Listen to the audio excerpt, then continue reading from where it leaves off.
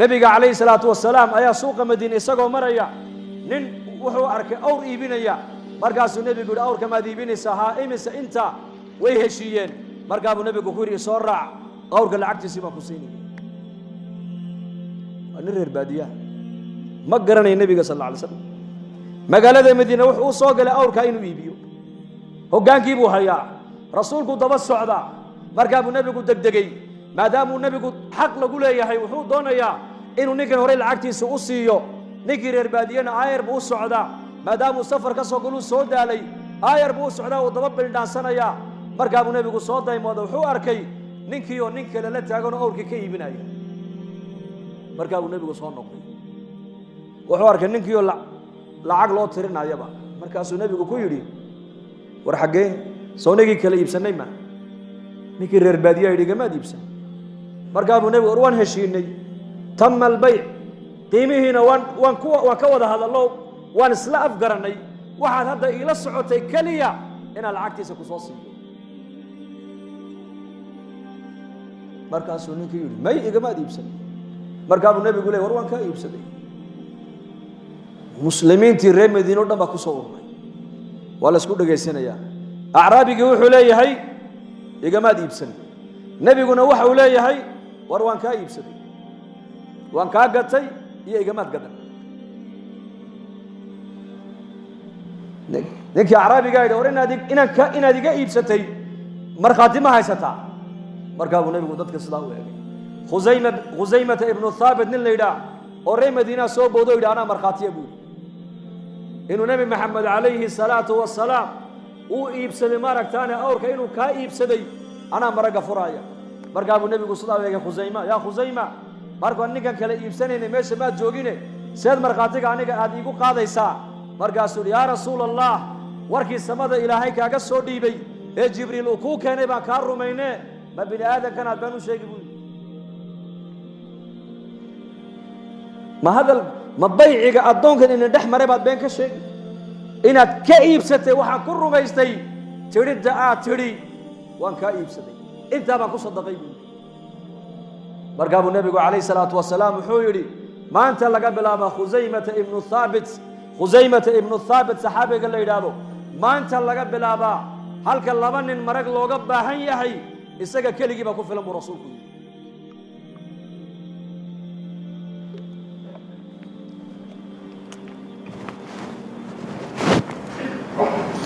markiiba nebigu calayhi salaatu wasalaam wuxuu siiyey shahaado ayuu siiyey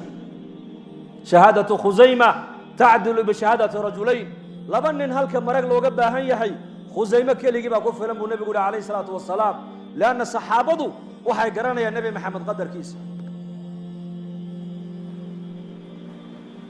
mar haddii ay maqlaan ilaahay baa sidaa yidhi oo nebi maxamed baa sidaa yidhi boqolkii boqol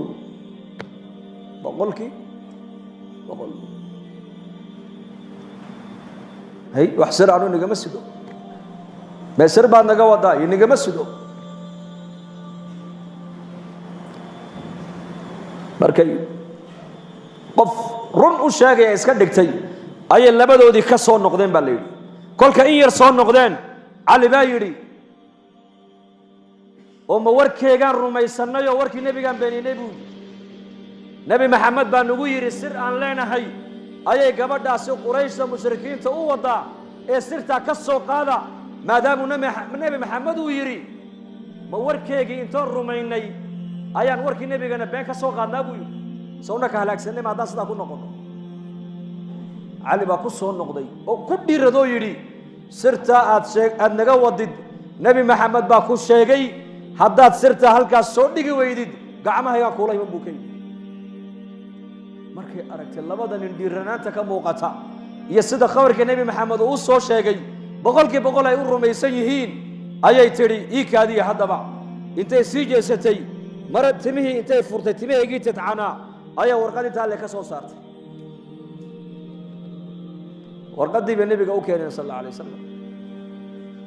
yaa rasuul allah waatan gabadhii sirtay waday warqadda ninkii qoray masaajidka nebigu dhex fadhiya xalaqaduu dhegaysanaya waa la furay waa la akhriyey risaaladani waxay ka socotaa xaatib ibn abi baltaca waxay ku socotaa quraysh bay ku socotaa waxa ka warramay markaa uu quraysh uga warramayaa sirtii nebi maxamed sirtii ciidanka dowladda islaamka sirteedii buu gudbiyey markaasuu nebigu sal allahu alay wasalam midabkiisaa bedelmay rasuulka halkan cumar baa joogo markiiba kacoo yidhi yaa rasuul allah ninkan munaafiqee nagu jira ee sirteennii gaalada u sheegayey anaa qoorta ka goynaya igu fasax buu ka yidhi markaa buu nebigu yihi cumar u kaadi buu u kaadi degdegin yaa xaatib labayk ya rasuul allah saasuu leeyahy labayk ya rasuul allah sarakac buu ka yidhi ustaag sirteenna inaad gaalada u sheegtay maxaa kugu ajburay bal ii sheeg buu ka yidhi wuxuu yidhi yaa rasuul allah waan sheegay runtana waan sheegay buu yidhi ragga muhaajiriinta reerahoogii ubadkoogii makay kaga yimaadeen nin walba qabiilkiisii baa maka u difaacaya ubadkiisii iyo reerkiisii iyo hantidii maka uu ku lahaa reerkiisii baa u difaacaya aniga magaalada maka degaankayga ma aha ubadkaygii iyo reerkaygii baa quraysh kaga dhex imiday haddii waxaan is idhi haddaad intaa yaroo sir ah aad gaalada u sheegto qurayshta waxay is odhanayaan xaatib ininkuu inaga mid yahay reerkiisa daranyada uga dhaba intaasun baan uga jeeday bas inay ubadkayga iyo reerkayga ii badbaadiyaan oo ii nabadgeliyaan baan uga dan lahaaye gaalnimo igama ah munaafiqnimona igama ah bal waxaan ahay muumin baan ahay nebi allow sirtaada sababtaan u sheegayna taasun baa igu kaliftay bas ina reerkayga la ii nabadgeliyo oy quraysh igu xisaabtamaan ay yidhaahdaan ninkaasi annagu meesha noo joogaayo reerkiisa daranyada uga dhaba oo ha ka dhibaataysanin ha ka dhibina markaa buu nebigu aamusay sal alay wasalam ila ninkani dembi weyn buu galay sirtii dowladda islaamku gaalada u gudbiyey markaasaa nebigu aamusay isla markii nebigu halkii fadhiya ayaa fii suurati awaa'ili suurati almumtaxin yaa ayuha aladiina aamanuu laa tattakhiduu caduwii wacaduwakum awliyaa tulquuna ilayhim bilmawadda ilaa aakhiri alaaya suuradda awalkeega aayadaha ugu horeeya ayaa ilaahay tabaaraka wa tacaala wuxuu ku caddeeyey inuu ninkani xaatib uu ka mid yahay duulka mu'miniinta ilaahay nebigu rumaysan inuu ka mid yahay buu ilaahay caddeeyey iimaankiisii baa ilaahay caddeeyey iimaan baa loo markhaati furay inuu muumin yahay markaasaa looga digoo la yidhi kaa isagoo keliya maahine bal mu'miniintoo dhan waxaa la amrayaa inay gaalada maadaama gaaladu ay yihiin cadowgoogii iyo cadowgii ilaahay cadowgii rasuulka inaysan awliyaa ka dhigan iyo asxaab ka dhigan oo ay saaxiiba ka dhigan maanta laga bilaaba markaa buu nebigu cumar buu eegay yaa cumar xaatib waa kaasoo qur-aankii baa ilaahay tabaaraka wa tacaala ku shaafiyey oo qur-aankii baa caddeeyey iimaankiisa dembiga u galayna inuu dib dambe ugu noqonna waa looga digay laakiin cumarow waxaad ogeyn ahlalbedri buu ahaa ninkani waa reer beder waa 313 nin ee dagaalka bederigala qayb gashay weeyaan ahlalbedrina ma taqaanaa darajadooda waxaa la yidhi yaa ahla bedrin ifcaluu maa shi'tum faqad gufira lakum yaa ahla bedrin waxaad doontaan ba sameeya ininka dembigiinni waa la dhaafay waxaad doontaan sameeya macnuhu maahin dunuubta ku dhaca maaha ninka bedriga hadduu gafana baa la yidhi uu dembi ka dhacana su'ul khaatima ku dhimani maaye xusnul khaatima iyo ku dhiman doona marka u dambaysa laanna maalintaasaa ilaahay aqbalay maalintii tirada muslimiintu ay yarayd ee gaaladuna ay soo duuleen iyagoona dagaal ku talagelin ayuu nebigu u saaray macrakatu beder inay soo qabtaan ciira quraysh dagaal umay jeedin laakiin ilaahay baa qadaray dagaal meesha inuu ka dhaco waxay la yimaadeen niyadda bay la yimaadeen diinta inay difaacayaan xataa nazala jibriilu calayhi asalaam maalin maalmaha ka mida jibriil baa soo degoo yidhi maa tacuduuna ahla albeder fiikum yaa muxamed raggaa dagaalka beder kaala qayb galay agtiina qiimahay ka leeyihiin bal ii sheeg oo halkeed maxaad ku aragtaan markaasuu nebigu yihi min afdali almu'miniin mu'miniinta kuwa ugu fadli badan inay yihiin baan u aragnaa buu rasuulku yidhi markaasuu jibriilna yidhi